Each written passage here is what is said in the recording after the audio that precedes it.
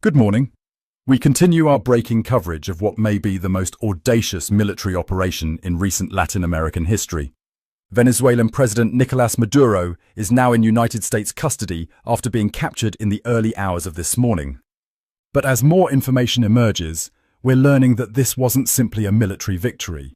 This was a catastrophic security failure that began with those closest to the Venezuelan leader, his own bodyguards. The question everyone is asking tonight is simple.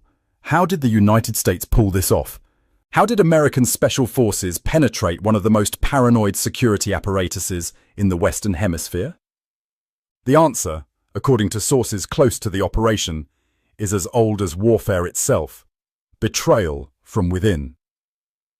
Multiple intelligence sources are now confirming that members of Maduro's personal security detail, the men tasked with protecting his life, were the ones who handed him over to American forces. These weren't low-level guards or perimeter security.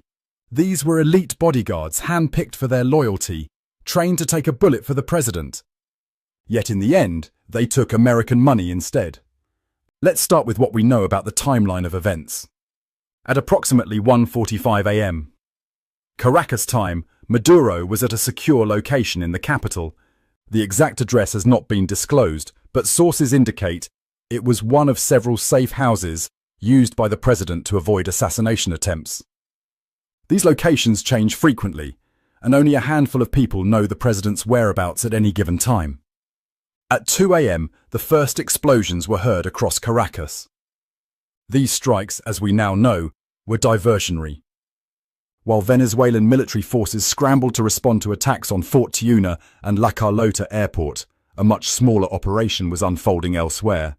A team of Delta Force operators, transported by stealth helicopters, landed near Maduro's location.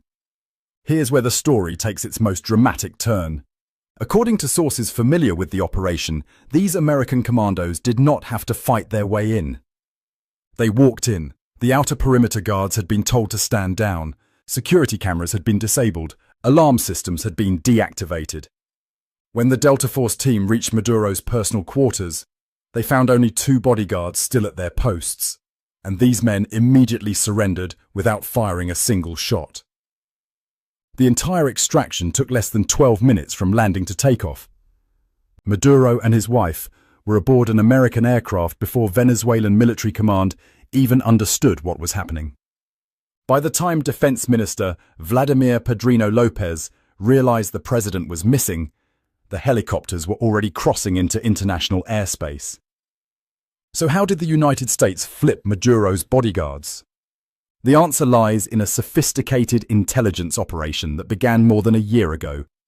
American operatives, working through the CIA and Defense Intelligence Agency, had been systematically studying Maduro's security apparatus, looking for vulnerabilities. They found plenty. Maduro's bodyguards, despite their elite status, were facing the same economic hardships as ordinary Venezuelans. Their salaries, paid in worthless bolivars, couldn't buy basic necessities. Meanwhile, they watched as Maduro and his inner circle lived in luxury, flying to Cuba for medical care while Venezuelan hospitals lacked basic supplies. The resentment was deep and growing. American intelligence identified 3 bodyguards in particular who seemed susceptible to recruitment. The first was a senior member of the presidential security team, a man in his late 30s who had been with Maduro for over 6 years. He had a sick daughter who needed medical treatment unavailable in Venezuela. Despite his position, he couldn't get her the care she needed. The second was a younger guard, ambitious and frustrated by the lack of advancement opportunities in a system based entirely on political loyalty rather than merit. He had watched less competent officers promoted over him simply because of their family connections. The third was a veteran security official who had served under Hugo Chavez and had grown disillusioned with what he saw as Maduro's betrayal of Chavez's vision. He believed Maduro was a usurper who had destroyed Venezuela for personal gain. Making contact with these men required patience and extraordinary care. The approach came through intermediaries. In one case, a former colleague who had defected years earlier. In another, contact was made through a family member living abroad. The initial conversations were vague, testing the waters. Would the individual be willing to simply provide information? What about their concerns for Venezuela's future? Only gradually did the conversations turn to more concrete proposals. The Americans were offering life-changing sums of money. We're talking about packages worth between $10 and $20 million per person.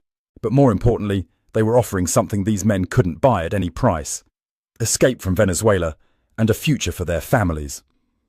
The bodyguard with the sick daughter was promised immediate medical evacuation for his child to a hospital in the United States, with all expenses covered for life. The ambitious guard was offered American citizenship, a new identity, and financial security. The disillusioned Chavez loyalist was told he could live out his days in peace, knowing he had helped free Venezuela from tyranny. But money and promises weren't enough.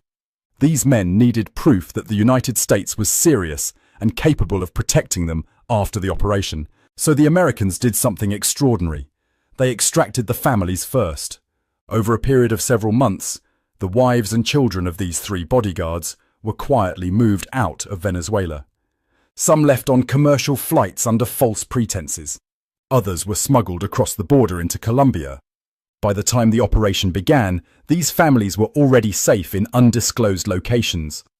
With their families secure and millions of dollars in escrow accounts waiting for them, the bodyguards agreed to cooperate. But the plan required more than just 3 men. A successful extraction would need coordination across multiple layers of security. So the 3 recruits were asked to identify other guards who might be sympathetic. The network grew carefully and slowly. By the time the operation was ready to execute, at least 8 members of Maduro's security detail were compromised. Some were active participants who would facilitate the American insertion. Others simply agreed to look the other way at critical moments. A few were told nothing but given instructions that would keep them away from their posts at the crucial time. The operation almost didn't happen. There were several false starts when Maduro changed his schedule or location unexpectedly. American forces were put on standby multiple times, only to stand down when conditions weren't right. The breakthrough came when one of the compromised bodyguards was assigned to overnight duty at the safe house where Maduro would be sleeping. This guard was able to provide real-time updates on the president's location and the disposition of security forces.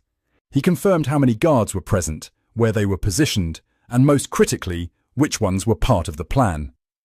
When the Delta Force team received the final green light, they knew exactly what they were walking into.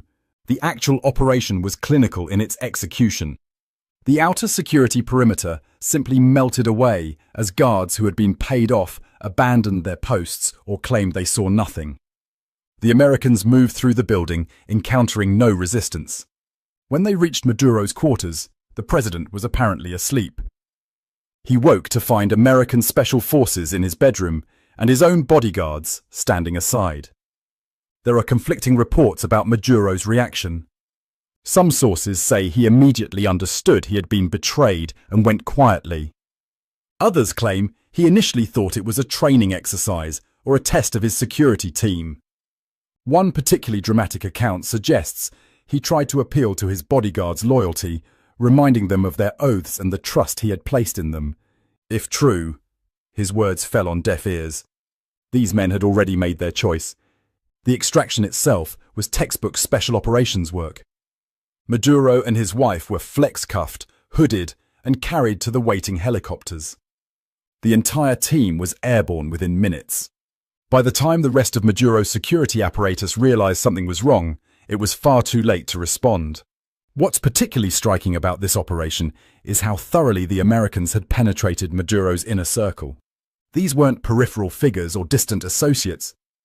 These were men who stood next to the president every day, who knew his routines, his fears, his secrets. The fact that they could be turned speaks to the complete erosion of loyalty within the regime. It also reveals something important about the nature of authoritarian rule.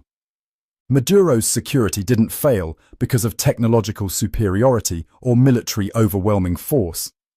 It failed because the system he built was fundamentally hollow. Loyalty purchased through fear and patronage is not loyalty at all. When a better offer comes along, it evaporates. The bodyguards who betrayed Maduro made a rational calculation. They looked at their options and chose survival and prosperity over continued service to a failing regime. They knew Venezuela was collapsing. They knew Maduro's grip on power was weakening. They knew that eventually there would be a reckoning. The Americans simply offered them a way out before that reckoning arrived. Now the question becomes, where are these bodyguards now? According to sources, they were extracted along with the American team. They're now in protective custody, likely being debriefed by intelligence officials. Eventually, they'll be relocated under new identities, their promised payments delivered, their families kept safe. For them, betraying Maduro was the beginning of a new life. For Maduro, it was the end. The man who survived coup attempts, assassination plots, and years of international pressure was undone not by his enemies, but by his own guards. The irony is almost Shakespearean. He trusted these men with his life, and they sold it for the price the Americans were willing to pay. This operation will be studied for years as a masterclass in intelligence work and psychological operations. The United States didn't need to invade Venezuela with tanks and troops. They didn't need to bomb Caracas into submission. They simply needed to identify the right people, make the right offers, and wait for the right moment. The bodyguards did the rest.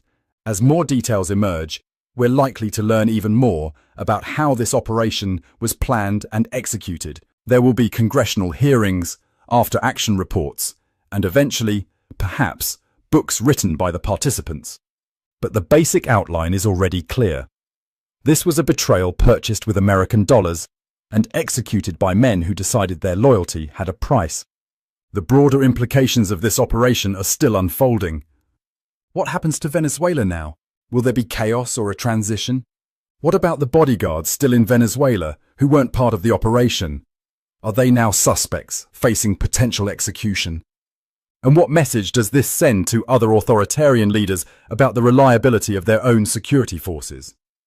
These questions will be answered in the days and weeks ahead. For now, what we know is this. Nicolás Maduro is in American custody, his wife beside him, captured not through military conquest, but through the calculated betrayal of the very men sworn to protect him. In the end, his greatest vulnerability wasn't external enemies, but the weakness of the system he built around himself. This has been our special report. We'll continue to bring you updates as this extraordinary story develops. The capture of Nicolás Maduro through the betrayal of his own bodyguards marks a new chapter in the long and troubled relationship between the United States and Venezuela.